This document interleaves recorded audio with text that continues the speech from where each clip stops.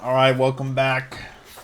We got some big news today. I got a full video coming out with my whole crypto market update. In this video specifically, we're going to talk about BlackRock and the spot ETF. So BlackRock is the largest asset manager in the world, and they have filed for a spot Bitcoin ETF. Real quick, there's a futures ETF that's already out there for Bitcoin, but we don't have a spot ETF. The difference between the two is futures, you don't actually own the asset. The futures is a bunch of contracts speculating on what the price will be in the future, hence why it's called futures. So it's not really a good way for you to buy and hold Bitcoin. That is for traders, it's for speculators, it's for professionals. It's not for the average Joe to buy and hold and get exposure to Bitcoin.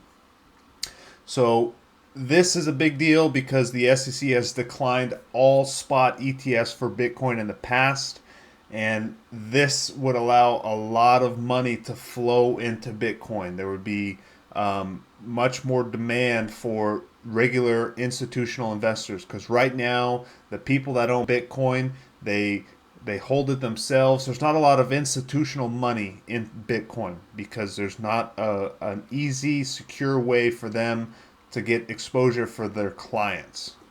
So this is a big deal because BlackRock has a lot of pull in the financial world. So if they get turned down, I, yeah, I have a hard I have a hard time envisioning the SEC standing up to BlackRock and saying no.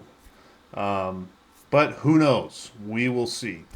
Um, so the other alternative out there, there is the Grayscale Bitcoin Trust. If we look at that, I mean this is a trust that is similar to what a spot ETF would look like. They're trying to convert into an ETF, but the regulators have continuously declined this, and then this is causing Grayscale to sue them, and so we haven't got a resolution there.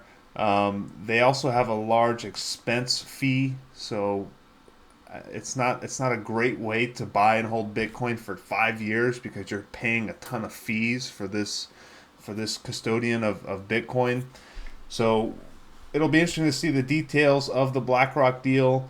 Coinbase is going to be the custodian of the coins for BlackRock, so that I think is good news for Coinbase.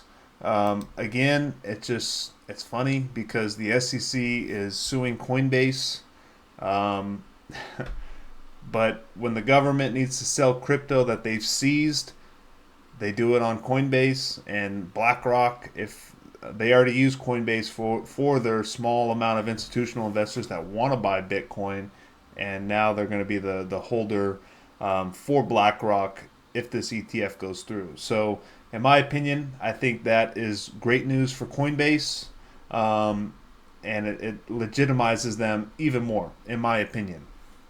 So, that's all I got for you guys. It's big news. We'll have to see what the regulators say. There'll be more talk about this.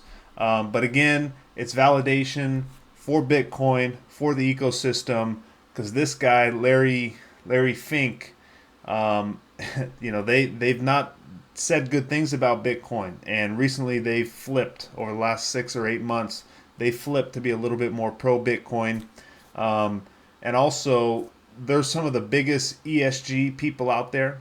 And so you're hearing a lot less talk about Bitcoin being bad for the environment, right? So um, these are all good things, right? So some of the FUD is starting to move away when it comes to Bitcoin. There's a lot of FUD with all the other coins because of the SEC lawsuits. So interesting developments. We'll have to see what comes of this. Again, this is bear market news. This is great stuff to see in a bear market. You would typically see this kind of stuff in the bear market or in the bull market. And if we had this in the bull market, Bitcoin would be up 15% right now. So it's good to see these things in the bull market, or I'm sorry, in the bear market. I can only imagine what's to come the next bull cycle. So until then, hold tight, hold steady. That's all I got for you guys. Peace out.